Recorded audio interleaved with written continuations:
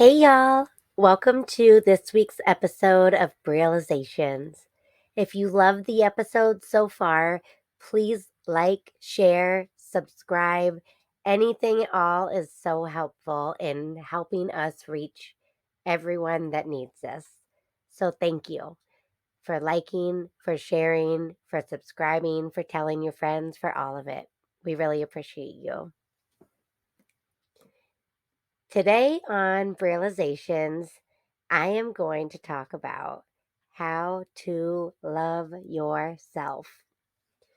I could talk about this topic all day, every day, probably for the rest of my life, and I probably will, honestly. But today, I want to focus on three aspects of self love. The very first one being bye bye negative self talk. Go ahead and grab your water. You're definitely going to want to have a journal. Take some notes, jot some things down. There's definitely some questions that will pop up in here that you may find yourself really feeling that you're getting lost in, that really hit your soul. So, cheers. Let's take a drink.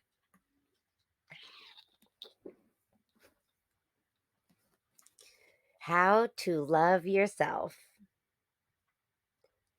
Saying goodbye to all that negative self talk.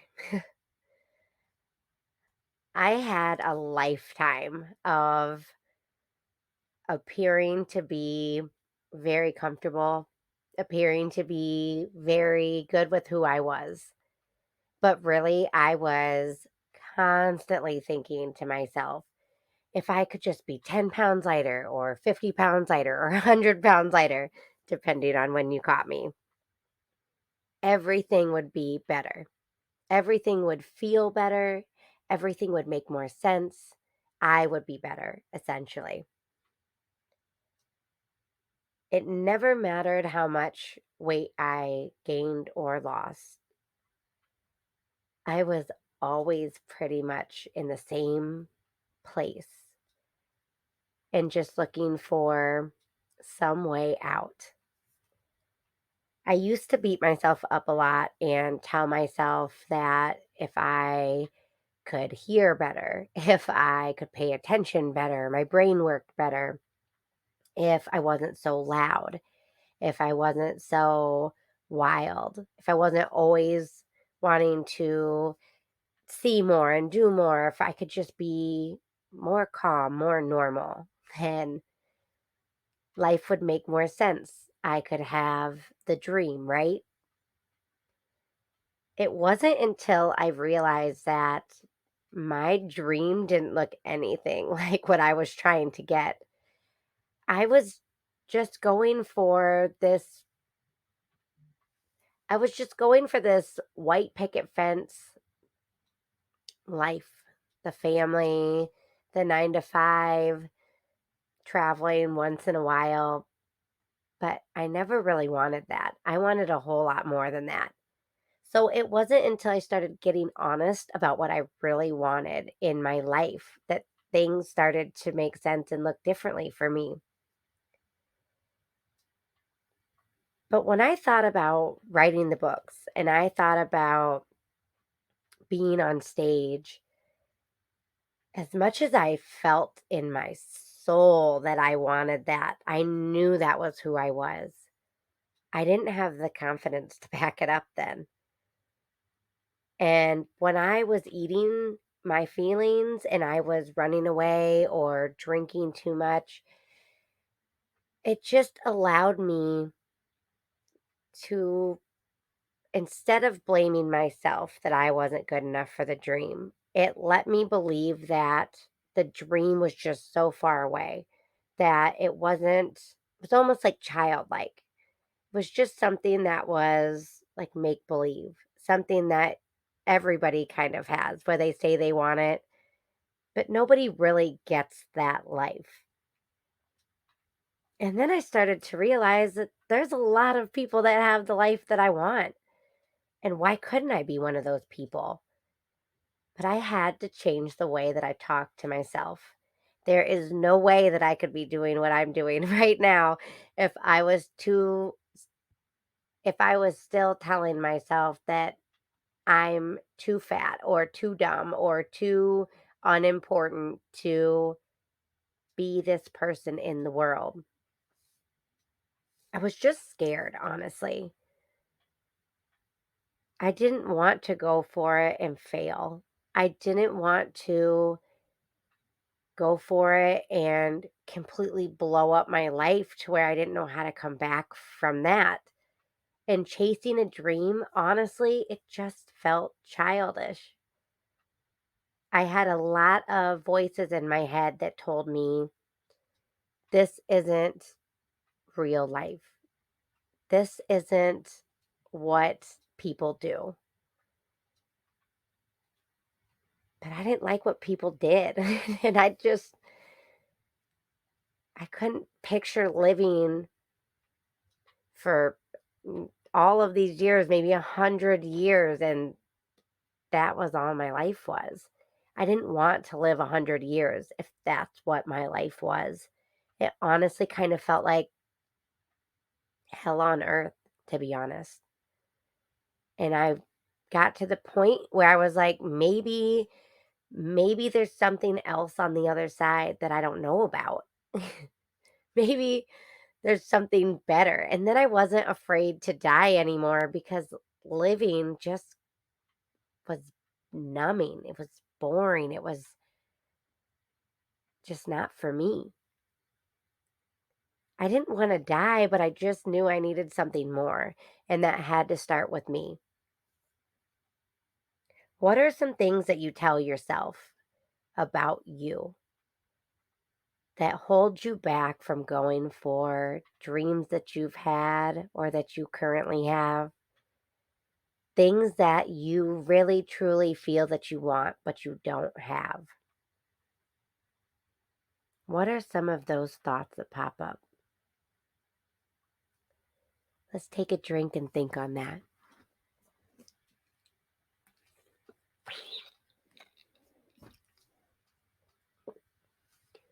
This is important because this leads us right in to number two.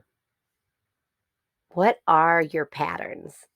If you read my first book, The Accident, it is all about finding patterns. When you're having negative thoughts, are they happening at the same time? Is it every time you get dressed in the morning and you check your appearance in the mirror?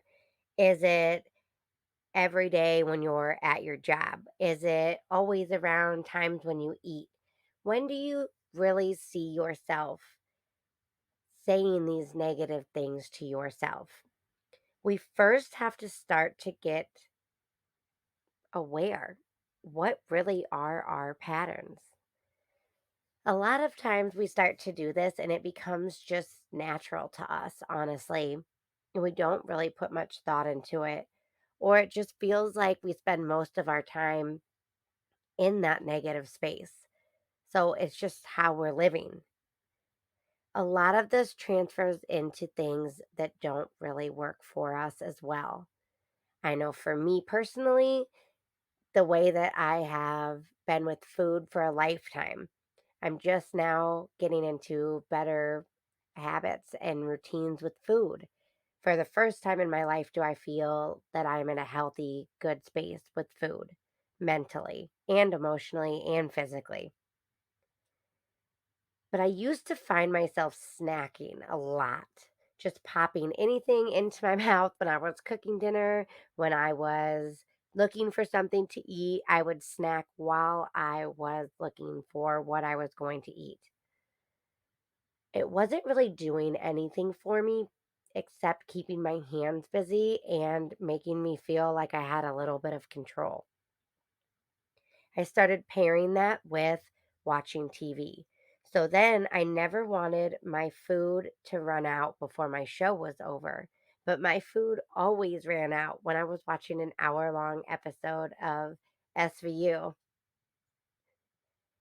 I knew that that was going to happen. I knew I would have to go and get more food if I wanted to keep having that line up with watching TV. But I loved to eat and watch TV because I loved to veg out. to numb out. I loved to just run away from reality.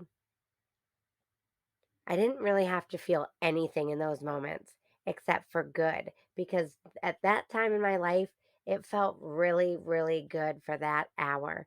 When I was kicked back, I was enjoying my food and I was enjoying the show.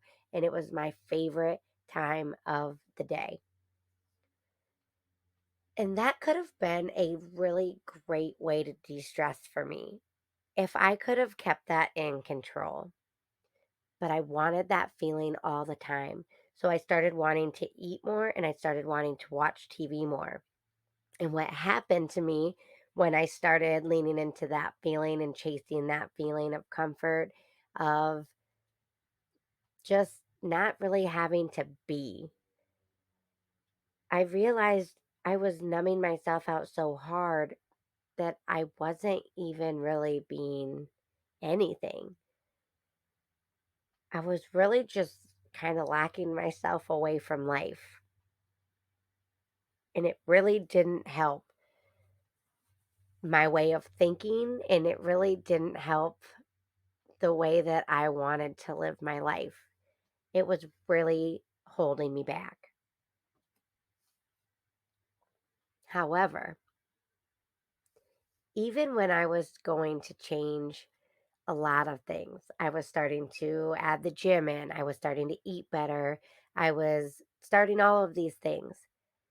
I could not get rid of that one habit because I was placing all of my happiness for the day on that moment. If I had a stressful day, something would ruin that moment, like one of the kids, or somebody would need something from me, or I would get interrupted, or I wouldn't have enough of what I wanted because life was trying to stress me out. It was trying to pull me away from that. But I was fighting so hard to stay in this one moment because I was putting all of my happiness there. I wasn't allowing life to show me other ways that I could have that feeling in an even better way.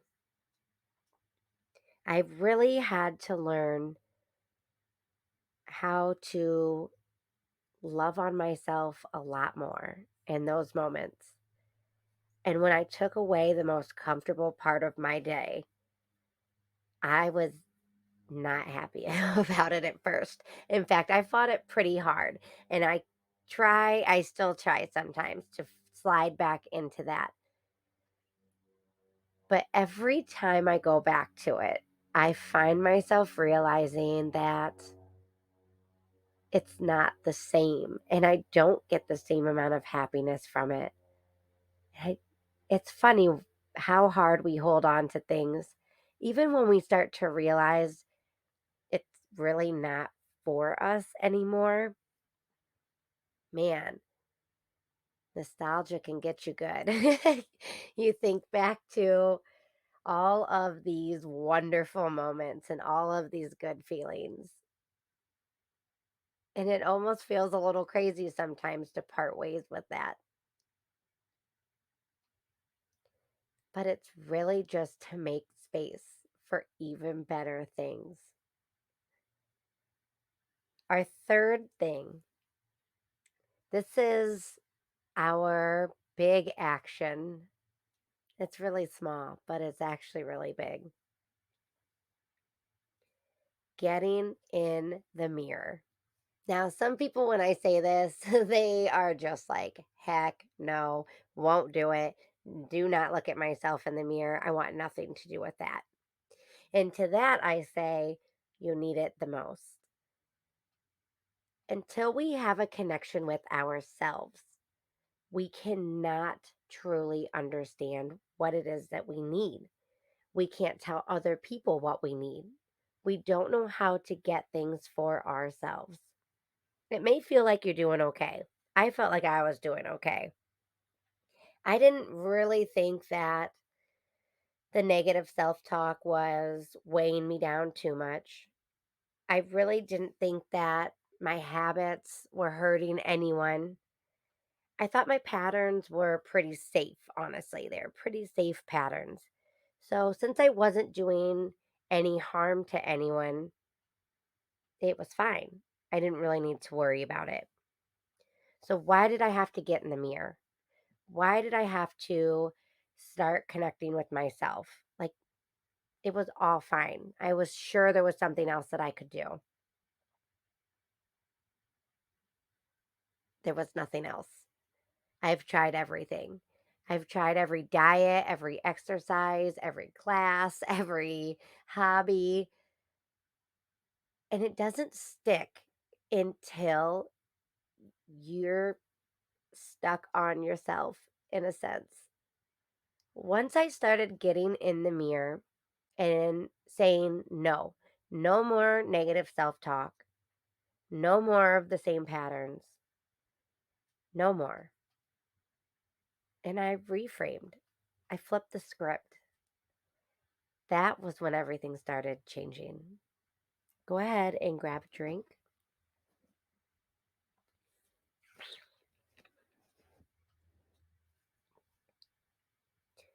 The first time you get in the mirror, if you have a lot of negative feelings about yourself, let them come.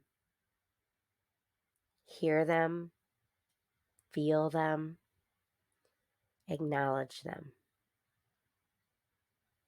Jot them down. What are you hearing when you see yourself in the mirror? If you have a good space around you where you're able to just close your eyes and relax into this, let yourself. Let the stress melt out of your body. Let your shoulders relax. Take a breath in through your nose and out. What is really so bad about you?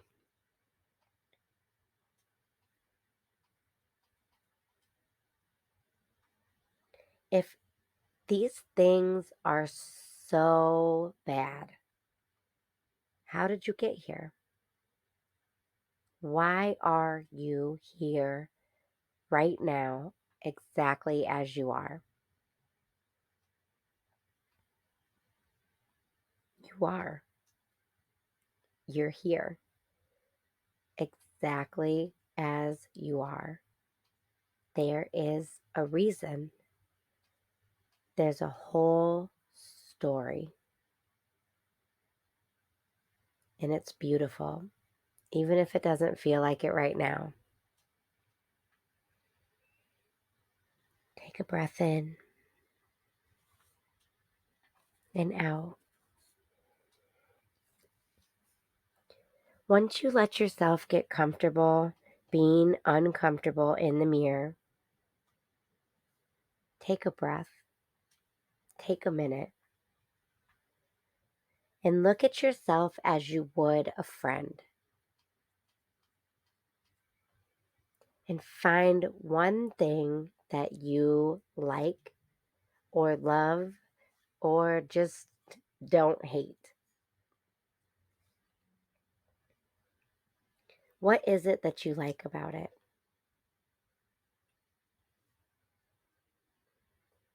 Start small. Just one thing, one small thing. It can be that your glasses sit on your face straight, that you love your freckles or your smile or your hair. It can be anything at all.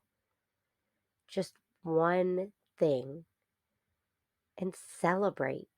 That is one thing that you did not love about yourself and acknowledge and appreciate the day before. That's progress.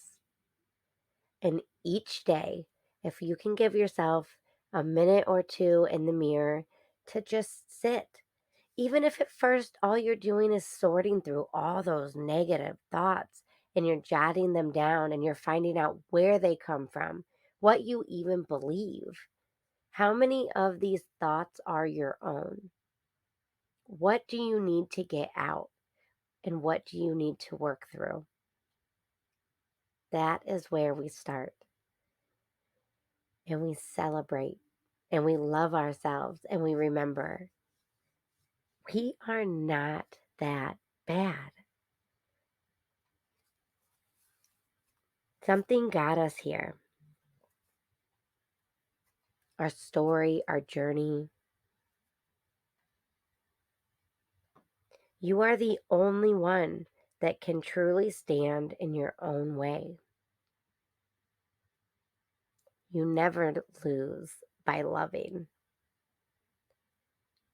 but you always lose by holding back. This week, let yourself free. Let's take one more breath and let your eyes come slowly open. Grab a drink of water.